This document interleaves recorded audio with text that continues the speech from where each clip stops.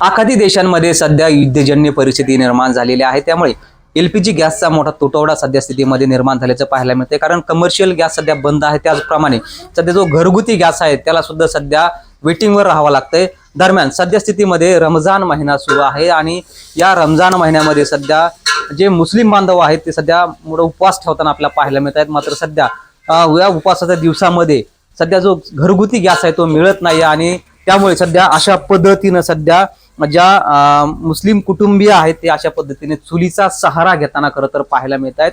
दुसरीकडे आपण जर पाहिलं तर सध्या जो गॅस आहे सध्या तो वेटिंगवर आहे आणि त्यामुळे सध्या अशा पद्धतीनं या महिला आहेत ते सध्या गॅसवर आपलं चुलीवर सध्या स्वयंपाक करताना आपल्याला पाहायला मिळत आहेत। खरं तर सध्या जी युद्धजन्य परिस्थितीचा फटका सध्या अशा रमजान महिन्यावर देखील होताना खरं तर पाहायला मिळत आहे। कारण सकाळी 3 वाजता सध्या या महिला ज्या आहेत त्या उपवास ज्या ठेवताना पाहायला मिळत आहेत, त्यामुळे त्यांची तयारी सुरू असते।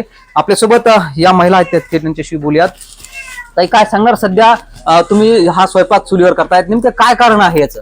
ते गॅस भेटा ना भैया, रमजान चालू आहे आमचे आणि ते वेळ सोडणं लागतं ना, त्यामुळे चुलीवर स्वयंपाक करावा लागतो आम्हाला। बरं, सकाळी साधारणतः किती वाजता उठता तुम्ही? उपवासाचा टायमिंग काय? सकाळी आम्ही 3 वाजता उठतो आणि 4 वाजेपर्यंत तयारी करतो आणि मग उपवास धरतो। मग सध्या आता किती उशीर लागतोय का सध्या? हा, सध्या उशीर कशामुळे लागतो? गॅस नाही ना, हे चुलीवर वेळ लागतो ना बनवायला। अगदीच आपण पाहिलं तर अशा पद्धतीनं सध्या गॅस नाहीये, त्यामुळे जो उपवास आहे अशा पद्धतीनं सध्या चुलीवरचा स्वयंपाक सध्या स्थितीमध्ये चालू असल्याचं पाहायला मिळतंय।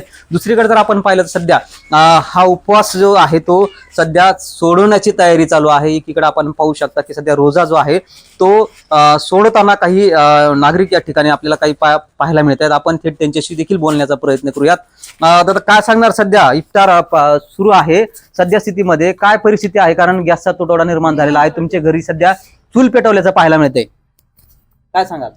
सध्या गॅस नसल्यामुळे खूप अडचण येत आहे। गॅस असल्यावर समजा कमी टायमामध्ये स्वयंपाक होऊ शकतो आणि गॅस नसल्यामुळं लई अडचण येतं। सकाळी लवकर उठावं लागतो, मग चुली पेटत नाही चूल, ते स्वयंपाक करायला पुन्हा टाइम लागतो। त्याच्यामुळं गॅस नसल्यामुळं लई अडचण येते। साधारणतः किती वाजता सकाळी तुम्हाला उठावं लागतं? 3 वाजता उठावं लागतं सकाळी आम्हाला।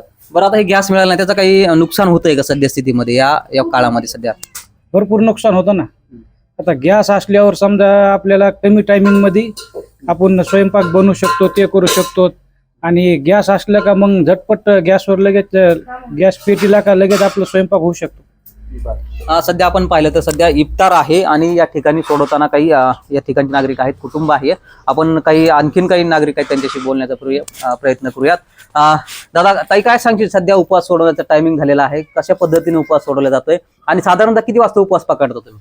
आम्ही जसं की आम्ही 3 वाजता उठतो। खूप मोठं कुटुंब आहे, चूल पेटत नाही, काय नाही आणि हे सरकार आमचं गॅस बंद करीत आहे। आता मला तर समजा नाही काय म्हणावं, पर आता जे आमचं कुटुंब आहे, खूप मोठं कुटुंब आहे, आई उठते, ती चूल पेटत नाही, आमच्याकडे लाकडाला वेळ नाही, काय नाही। आता मला तर इतकंच सांगता येते।